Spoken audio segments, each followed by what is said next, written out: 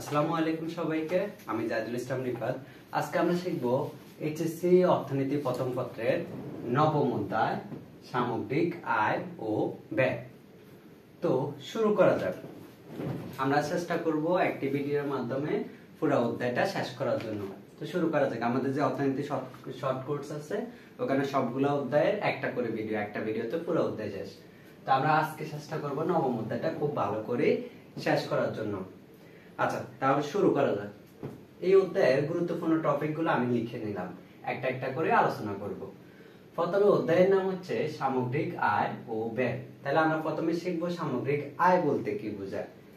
বইয়ের ভাষায় কোন নির্দিষ্ট সময়ে, সাধারণত এক বছরে, কোন দেশের অর্থনৈতিক কাজকর্মের ফলে যে পরিমাণ চূড়ান্ত পর্যায়ের দ্রব্য বা সেবাকর্ম উৎপাদিত হয় তার সমষ্টিকে বলা হচ্ছে সামগ্রিক আয়। আচ্ছা, তার মানে কি বোঝাইলো? কোন নির্দিষ্ট সময়, সাধারণত এক বছর হতে পারে। কেমন? একটা দেশে যতটুকু পণ্য বা সেবা, দুইটা জিনিস হয়, পণ্য বা সেবা উৎপাদিত, ওটার যে বাজার দর আছে ওই জিনিসটাকে আমরা বলবো যে সামগ্রিক আয়। তাহলে কোন একটা নির্দিষ্ট দেশে, কোন একটা নির্দিষ্ট সময়, সাধারণত এক বছরে একটা নির্দিষ্ট দেশে যে আয়, যে অর্থনৈতিক কর্মকাণ্ডগুলো হয় ওগুলা যে বাজার দরের সমষ্টি, এটাকে বলা হচ্ছে সামগ্রিক আয়। আচ্ছা, এরপর আমরা শিখবো মোট জাতীয় আয়, যেটাকে আমরা সংক্ষেপে জিএনআই বলতে পারি। জিএনআই এটা হচ্ছে গ্রোস ন্যাশনাল ইনকাম। আচ্ছা, এটার মধ্যে কিভাবে আসবে গ্রোস ন্যাশনাল ইনকাম?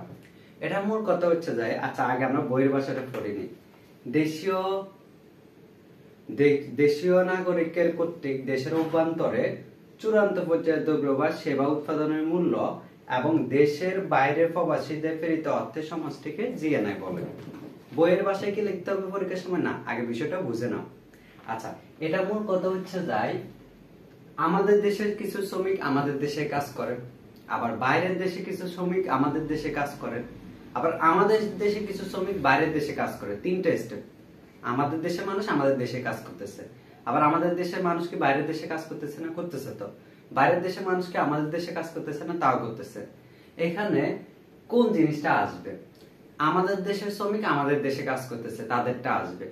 আবার আমাদের দেশের যে শ্রমিকগুলা বাইরের দেশে কাজ করতেছে তাদেরটা যোগ হবে। আবার বাইরের দেশে যে শ্রমিকগুলা আমাদের দেশে কাজ করতেছে তাদেরটা বিয়োগ হবে। তার মানে এখানে বিয়োগ কোনটা হবে?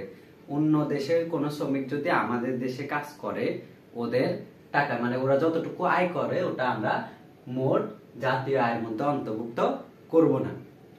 বুঝছো তো? মানে আমাদের দেশের যে শ্রমিকগুলা বাইরের দেশে কাজ করতেছে তাদের টাকাগুলো আমরা যোগ করব, কিন্তু বাইরের দেশের মানুষ যারা আমাদের দেশে কাজ করতেছে তাদেরটা এখানে জিএনআই মধ্যে আসবে না। তাহলে আমাদের বইয়ের ভাষায় কি বলছে? জিএনআই হচ্ছে যাই নির্দিষ্ট সময় তো সাধারণত এক বছরকে বোঝায়, দেশের অভ্যন্তরে উৎপাদিত দ্রব্য বা সেবার বাজার মূল্য, মানে দেশের অভ্যন্তরে আমাদের শ্রমিকদের দ্বারা যে পণ্য বা সেবা উৎপাদিত হয়েছে, এবং বিদেশে কর্মরত আমাদের যে শ্রমিকগুলা বিদেশে কর্মরত আছে তাদের আয় মাইনাস, এখান থেকে বিয়োগ যাবে হচ্ছে যাই দেশে, আমাদের দেশে কর্মরত যে বিদেশি শ্রমিকগুলো আছে তাদের ইনকাম। মানে ধরো আমাদের দেশে একজন চায় না, ধরো আমাদের বাবা বা চাচা বা ভাই যে বাইরের দেশে ইনকাম করতেছে না, রেমিটেন্স পাঠাচ্ছে না, এটা এখানে আসবে। কিন্তু ধরো বাইরের যে ব্যক্তিগুলো আমাদের পদ্মা সেতু বা কর্ণফুলী টানেল করতেছে, এখানে বাইরের বিদেশে কিছু লোক কাজ করে না, করে তো, ওদের টাকাগুলো এখানে আসবে না। আশা করি বুঝছো, এটা খুবই গুরুত্বপূর্ণ এই অধ্যায়ের জন্য। আচ্ছা, সৃজনশীল আবার এমসিকিউ তো দুইটাতেই গুরুত্বপূর্ণ। এরপর হচ্ছে নিট জাতীয় আয়। নিট জাতীয় আয় কিভাবে নির্ধারণ করবো আমরা? এটা হচ্ছে যাই জিএনআই থেকে আমরা যদি ডেপ্রিসিয়েশন কস্ট, সিসিএ অথবা ডেপ্রিসিয়েশন কস্ট বাদ দিই, ডেপ্রিসিয়েশন, আচ্ছা আমরা যদি মোট জাতীয় আয় থেকে অবসর খরচ বা মূলধন সামগ্রী ব্যবহারজনিত খরচ যদি বাদ দিই, তাহলে আমরা পেয়ে যাব হচ্ছে নিট জাতীয় আয়। তাহলে নিট জাতীয় আয় বলতে বোঝায় মোট জাতীয় আয় থেকে আমরা সিসিএ অথবা ডেপ্রিসিয়েশন বাদ দিব। সিসি এর ফুল মিনিং হচ্ছে ক্যাপিটাল কনজাম্পশন অ্যালাউন্স। কেমন? তাহলে আমরা নিট জাতীয় আয় থেকে মোট জাতীয় আয় থেকে সিসিএ অথবা ডেপ্রিসিয়েশন বাদ দিলে তাহলে জিএনআই পেয়ে যাব, নেট ন্যাশনাল ইনকাম পেয়ে যাব। আশা করি আমরা বুঝলাম। এরপর আমরা শিখব মোট দেশজ উৎপাদন। আচ্ছা, মোট দেশজ উৎপাদনে আমরা প্রথমে বইয়ের কি লিখছে এটা শিখে নিই। কোন নির্দিষ্ট বছরে, তাহলে এক বছর সাধারণত দেশের অভ্যন্তরে উৎপাদিত দ্রব্য বা সেবার বাজার মূল্য এবং উক্ত দেশে অবস্থানরত বিদেশিদের উপার্জিত আয় এর সমষ্টি থেকে দেশের নাগরিক কর্তৃক বিদেশ হতে প্রেরিত অর্থ বাদ দেওয়ার পর অবশিষ্ট আর্থিক মূল্যকে মোট দেশজ উৎপাদন বলে। আচ্ছা, আমরা ভালো করে বুঝে বলি।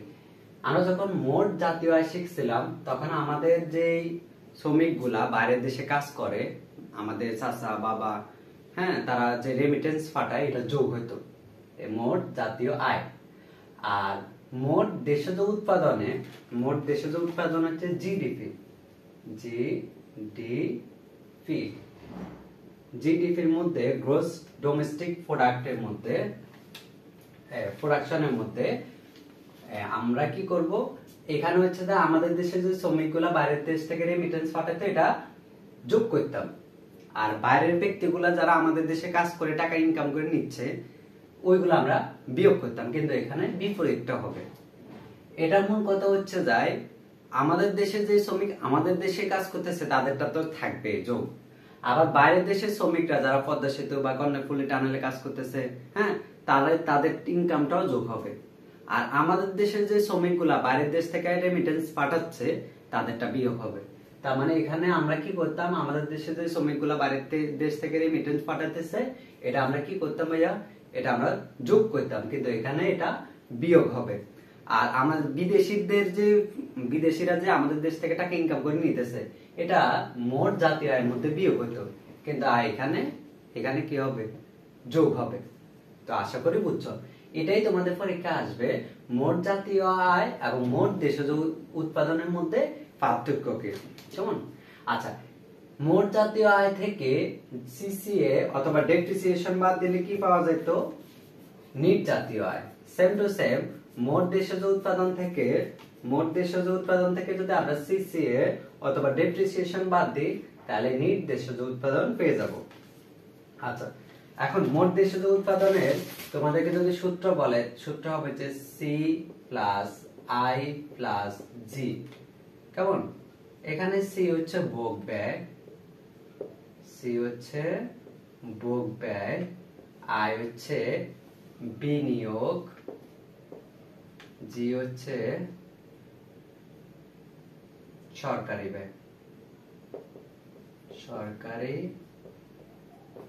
ব্যয়, কেমন? আচ্ছা, সি হচ্ছে ভোগ ব্যয়, আই হচ্ছে বিনিয়োগ, আর জি হচ্ছে সরকারি ব্যয়। আচ্ছা, এটা হচ্ছে তিন খাত বিশিষ্ট। কেমন? আর কখনো যদি আমদানি রপ্তানি থাকে তাহলে আমরা C plus I plus G plus X আনবো। কেমন? X minus M. তখন আমরা এখানে এক্স মাইনাস এম যোগ করব। এক্স মাইনাস এম বলতে কি বোঝায়? এক্স হচ্ছে রপ্তানি, এম হচ্ছে আমদানি। তো আমরা সামগ্রিক আয়, মোট জাতীয় আয়, নিট জাতীয় আয়, মোট দেশজ উৎপাদন, নিট দেশজ উৎপাদন, এগুলো এতটুকু পর্যন্ত শিখলাম। এতটুকু পর্যন্ত যদি কারো সমস্যা থাকে অবশ্যই আমাদেরকে কমেন্টে বলবেন। এরপর আমরা শিখব ব্যক্তিগত আয়। আচ্ছা, কোন আর্থিক বছরে সমাজের সকল ব্যক্তি বা পরিবারের চলতি আয়কে ব্যক্তিগত আয় বলে, মানে একজন ব্যক্তি যতটুকু ইনকাম করে। আচ্ছা, একজন ব্যক্তি যতটুকু ইনকাম করে সবগুলা কি সে ব্যয় করতে পারে না। যেমন একজন সরকারি চাকরিজীবী যদি 10,000 টাকা ইনকাম করে, ওখান থেকে কি মানে সরকারি কিছু ট্যাক্স ভ্যাট এগুলা কাটা যায়, ঠিক না? কিছু টাকা মানে বেতন থেকে কর্তন করা হয়। এই জন্য ব্যক্তিগত আয় আর ব্যয়যোগ্য আয় সেম না। যতটুকু আয় করে এটা ব্যক্তিগত আয়, কিন্তু যতটুকু আয়ের যে অংশটা ব্যয় করতে পারে ওটা হচ্ছে ব্যয়যোগ্য আয়। যেমন যদি ব্যয়যোগ্য আয় বলে, মানুষ তার অর্জিত আয় সম্পূর্ণটা ব্যয় করতে পারে না, এটাই স্বাভাবিক। ব্যক্তিগত আয় থেকে যে প্রত্যক্ষ কর ও বিভিন্ন ধরনের ব্যয় থাকে এগুলা বাদ দিলে অবশিষ্ট যাই মানে যে অংশটা থাকে তাকে বলা হচ্ছে ব্যয়যোগ্য আয়। ব্যয়যোগ্য আয় বইয়ের ভাষায় লেখা আছে যে ব্যক্তিগত আয় থেকে ব্যক্তিগত প্রত্যক্ষ কর এবং অন্যান্য ব্যয় বাদ দিয়ে। আচ্ছা, আমরা যতটুকু ইনকাম করি এটা হচ্ছে ব্যক্তিগত আয়। এখান থেকে আমাদের যে কর বা ট্যাক্স এগুলা আছে এগুলা বাদ দিলে যে অংশটুকু আমরা খরচ করতে পারি ওই অংশটাকে আমরা বলবো যে ব্যয়যোগ্য আয়। ব্যয়যোগ্য আয়। তাহলে ব্যক্তিগত আয় ব্যয়যোগ্য আয়ের মধ্যে পার্থক্য হচ্ছে প্রত্যক্ষ কর এবং বিভিন্ন ধরনের খরচ। হ্যাঁ, যেমন বলা যায় যে ব্যক্তিগত আয় থেকে প্রত্যক্ষ কর এবং অন্যান্য ব্যয় বাদ দিলে আমরা ব্যয়যোগ্য আয় পাবো। আচ্ছা, আমরা পাই অধ্যায় শেষের দিকে আরেকটু আগে। এরপর হচ্ছে যাই সামগ্রিক আয় পরিমাপের পদ্ধতি। সামগ্রিক আয় পরিমাপের পদ্ধতি হচ্ছে তিনটি।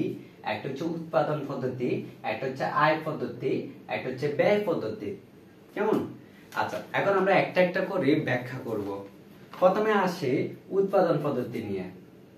উৎপাদন পদ্ধতিতে আয় পরিমাপের ক্ষেত্রে বইতে লেখা আছে যে কোন আর্থিক বছরে যে সকল দ্রব্য বা সেবা উৎপাদিত হয় তার প্রত্যেকটি পরিমাণকে নিজ নিজ গড় দাম দ্বারা গুণ করলে তার সমষ্টি নির্ণয়ের মাধ্যমে উৎপাদন পদ্ধতির মাধ্যমে সামগ্রিক আয় পাওয়া যায়। এখানে বলতেছে যে একটা দেশের নির্দিষ্ট সময়ে যতগুলা পণ্য উৎপাদন হয় তার প্রত্যেকটার গড় দামকে আমরা যদি গুণ করি যত টাকা পাই ওটা হচ্ছে আমাদের উৎপাদন পদ্ধতিতে মোট সামগ্রিক আয়। মানে যতটুকু প্রোডাক্ট উৎপাদন হয়েছে তার যে দাম আছে না, দাম দ্বারা গুণ দিলাম, যতটুকু হবে এটা হচ্ছে উৎপাদন পদ্ধতিতে আয়। আচ্ছা, সামগ্রিক আয়। এরপর আমরা শিখবো আয় পদ্ধতিতে সামগ্রিক আয় কিভাবে পরিমাপ করা হয়। হ্যাঁ, আচ্ছা, উৎপাদন কাজে নিযুক্ত বিভিন্ন উৎপাদন সামগ্রী। আচ্ছা, উৎপাদন কাজে কি কি নিযুক্ত হয়? ভূমি, শ্রম, মূলধন, সংগঠন। উৎপাদনের উপকরণ আর কি ভূমি, শ্রম, মূলধন, সংগঠন। আচ্ছা, উৎপাদন কাজে নিযুক্ত বিভিন্ন উপাদানগুলোর এক বছরে যে অর্থ উপার্জন করে তার সামষ্টিক পরিমাণকে সামগ্রিক আয় বলে। আচ্ছা, আমাদের যে আয় পদ্ধতি আছে, আমাদের যে উৎপাদনের উপকরণ ভূমি, শ্রম, মূলধন, সংগঠন এগুলা বাবদ যতটুকু আয় করে তার সমষ্টি ভূমি, শ্রম, মূলধন, সংগঠন এগুলোর সমষ্টিকে আমরা বলবো যে আয় পদ্ধতি অনুযায়ী সামগ্রিক আয়। তোমরা যারা ক্লাসটা করতেছো অবশ্যই যদি হ্যান্ড নোট করে লেখো তাহলে অনেক ভালো হবে। আমার মানে প্রত্যেকটা লাইন বা লাইন তো আমার লিখে দেওয়া সম্ভব হচ্ছে না, আমি তোমাদেরকে জাস্ট বুঝিয়ে দিচ্ছি যাতে করে পুরো অধ্যায়টা তোমার পড়তে সুবিধা হয়। আচ্ছা, তাহলে আমরা উৎপাদন পদ্ধতি, আয় পদ্ধতি শিখলাম। এরপর আমরা শিখবো ব্যয় পদ্ধতিতে।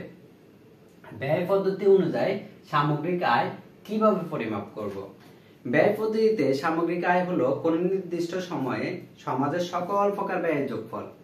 আমরা সবাই ব্যয় করি না, সকল প্রকার যতগুলা ব্যয় আছে সবগুলা ব্যয়ের যোগফল হচ্ছে যায় ব্যয় পদ্ধতি অনুযায়ী সামগ্রিক আয়। যেমন ব্যয় পদ্ধতি অনুযায়ী তাহলে সামগ্রিক আয় কি হবে? ব্যয় পদ্ধতি অনুযায়ী সামগ্রিক আয় হবে y = c + i + g। এটা হচ্ছে তিন ত্রিখাত বিশিষ্ট অর্থনীতি। কেমন? আচ্ছা, এখানে c হচ্ছে ভোগ ব্যয়, i হচ্ছে বিনিয়োগ, g হচ্ছে সরকারি ব্যয়। তো আশা করি আমরা সামগ্রিক আয় পরিমাপের যে তিনটা পদ্ধতি আছে উৎপাদন পদ্ধতি, আয় পদ্ধতি এবং ব্যয় পদ্ধতি সম্পর্কে পারবো। এরপর আমরা শিখব ভোগ ব্যয়। ভোগ মানে কি? ভোগ বলতে বোঝাচ্ছে ব্যবহারের মাধ্যমে কোন দ্রব্যের উপযোগ শেষ করা। যেমন এটা উপযোগ হচ্ছে এটাতে আমি লিখতে পারবো, এটা আমি যখন ব্যবহার করার মাধ্যমে এটা কালি শেষ হয়ে যাবে তখন এটা ভোগের পরিণত হবে। তাহলে ভোগ বলতে বোঝাচ্ছে ব্যবহারের মাধ্যমে কোন দ্রব্যের উপযোগ মানে যতটুকু সুবিধা ওই সুবিধা শেষ করা। হ্যাঁ, আচ্ছা, এখন ভোগ ব্যয় অর্থনীতিতে এখানে দুই ধরনের ভোগ ব্যয় আছে। একটা হচ্ছে স্বয়ংভূত ভোগ, ভালো করে বুঝতে হবে। কেমন? একটা হচ্ছে স্বয়ংভূত ভোগ আর একটা হচ্ছে পরচিত ভোগ। আচ্ছা, এই দুটা ভোগ ব্যয় নিয়ে আমরা প্রথমে কথা বলবো।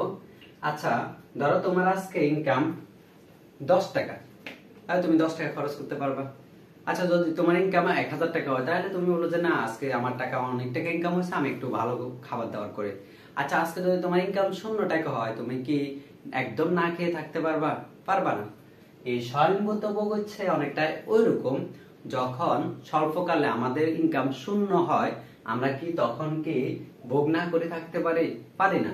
তাহলে কিছু ভোগ আছে আমাদের ইনকাম শূন্য হলেও করতে হয়। যেমন আমাদের খাবার দাবার, যে যতটুকু পরিমাণ খেতে হবে, আমরা যদি ইনকাম নাও করি ততটুকু পরিমাণ তো আমরা ভোগ করবই, আমাদের ইনকাম হোক বা না হোক। এটা পরীক্ষা এইভাবে আসে, একজন ব্যক্তির শূন্য আয়ে যে ভোগ ব্যয় বজায় থাকে এটাকে কি ভোগ বলে? এটা হচ্ছে স্বয়ংভূত ভোগ। তাহলে তোমরা যদি নোট করতে চাও তাহলে বলবা যে শূন্য আয়ে মানুষ যা ভোগ করে, যে অংশটা ভোগ করে তা হচ্ছে স্বয়ংভূত ভোগ। আর পরিচিত ভোগ হচ্ছে যায় আয় পরিবর্তনের সাথে সাথে মানুষের যে অংশটা মানে চাহিদা, যে ভোগের যে পরিবর্তন হয়, এটা হচ্ছে পরিচিত ভোগ। যেমন আজকে আমার ইনকাম কম, আমি আজকে ভাত ডাল খেলাম। আমার যখন ইনকাম আস্তে আস্তে বাড়তেছে, না আজকে আমি পোলাও খাবো, আজকে আমি কাচ্চি খাবো, ঠিক না? তাহলে ইনকাম যখন বাড়ে তখন তার ভোগ প্রবণতা বাড়ে। আর স্বয়ংভূত ভোগ হচ্ছে যাই ইনকাম যখন জিরো হয় তখনও মানুষটা একদম ভোগ ছাড়া তো চলতে পারে না, কিছু না ভোগ তো করতে হয়।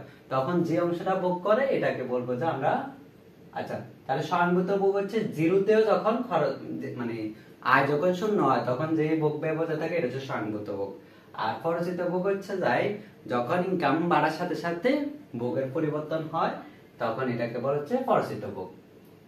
তো আমরা আজকের ভিডিওর মাধ্যমে সামগ্রিক আয়, মোট জাতীয় আয়, নিট জাতীয় আয়, মোট দেশজ উৎপাদন, নিট দেশজ উৎপাদন, ব্যক্তিগত আয়, ব্যয়যোগ্য আয় এবং সামগ্রিক আয় পরিমাপের তিনটি পদ্ধতি, উৎপাদন, আয় এবং ব্যয়, এরপর সবচেয়ে গুরুত্বপূর্ণ জিনিস স্বয়ংভূত ভোগ এবং পরিচিত ভোগ শিখলাম। এখানে আরেকটা জিনিস মনে রাখতে হবে, আমাদের যে দীর্ঘকাল আছে, আচ্ছা তবে দীর্ঘকালে স্বয়ংভূত কোনো ভোগ থাকে না, হ্যাঁ, দীর্ঘকালে সবই পরিচিত ভোগ। এখানে আমাদের আরেকটু জিনিস আছে, একটা হচ্ছে সঞ্চয়। কেমন? সঞ্চয় এবং বিনিয়োগ জিনিসটা বুঝতে হবে। সঞ্চয় মানে কি? মানুষ তার আয়ের যে অংশ বর্তমানে ভোগের জন্য ব্যয় না করে, মানুষ তার আয়ের যে অংশ বর্তমানে ভোগের জন্য ব্যয় না করে ভবিষ্যতের জন্য জমা রাখে তাকে বলা হচ্ছে যায় সঞ্চয়। মানুষ তার আয়ের যে অংশ আজকের জন্য ব্যবহার না করে ভবিষ্যতের জন্য সঞ্চয় মানে জমা রাখে, ওটা হচ্ছে সঞ্চয়। আর বিনিয়োগ কি? আচ্ছা বিনিয়োগটা আমরা একটু পড়ি। বর্তমানে আয়ের যে অংশ দ্বারা ভোগ না করে ভবিষ্যতের জন্য জমা রাখে তা হচ্ছে সঞ্চয়। আজকে খেলাম না, ভবিষ্যতের জন্য রাখলাম। আর সঞ্চয়ের যে অংশ আমরা যদি আবার উৎপাদন কাজে ব্যবহার করি এটা হচ্ছে বিনিয়োগ। তাহলে সঞ্চয় হচ্ছে ভবিষ্যতের জন্য রাখলাম, আর ভবিষ্যতে রাখা অর্থটা যদি আমরা আবার উৎপাদন কাজে ব্যবহার করি তাহলে বিনিয়োগ। তাহলে সঞ্চয় এবং বিনিয়োগ বিষয়টা আশা করি বুঝলাম। তো আমরা নবম অধ্যায়ে এই ছিল আমাদের গুরুত্বপূর্ণ অংশ। আমরা সবগুলো গুরুত্বপূর্ণ টপিক নবম অধ্যায়ে যেগুলো তোমাদের বিগত সালে পরীক্ষা আসছে এগুলো নিয়ে আলোচনা করলাম। তবুও এইগুলা নোট করে পড়ার পর তুমি যদি পুরো অধ্যায়টা একবার সম্পূর্ণ অধ্যায় যদি একটু ভালো করে মানে রিডিংটা পড়ো আর বিগত সালে প্রশ্নগুলো যদি সলভ করো, আশা করি সমস্যা আর হবে না। তবুও যদি কোনো টপিক বুঝতে অসুবিধা হয় আমাদের কমেন্টে জানাবা। তো আর কোন কোন টপিকের ভিডিও চাও এটাও আমাদেরকে জানাবেন। তো সবাই ভালো থাকেন, সুস্থ থাকেন, আসসালামু আলাইকুম।